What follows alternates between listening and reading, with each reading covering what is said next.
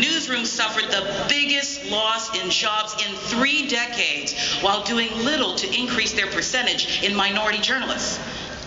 Daily newsrooms, in fact, shrank 2,400 journalists in the past year, and there were nearly 300 fewer journalists of color working in those newsrooms.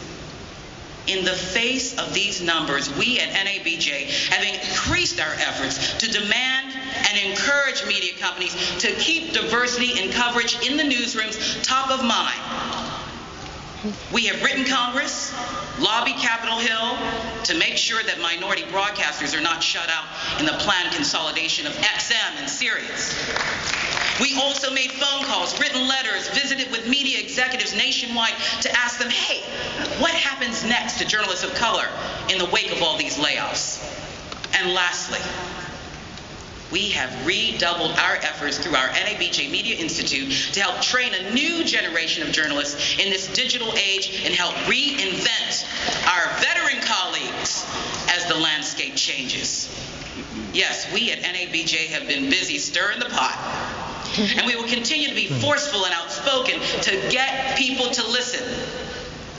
This Friday, NABJ will release its own accounting of journalists of color who are in management at network-owned and operated TV stations across the country. We feel that it's necessary because the networks have refused to disclose those numbers to us or to the Radio and Television News Directors Association, the world's largest organization of electronic journalists. Also this Friday, NABJ will announce the winner of our dubious Thumbs Down Award, which goes to the media company, property, or individual whose coverage or actions fly in the face of the practice of responsible and diversified journalists.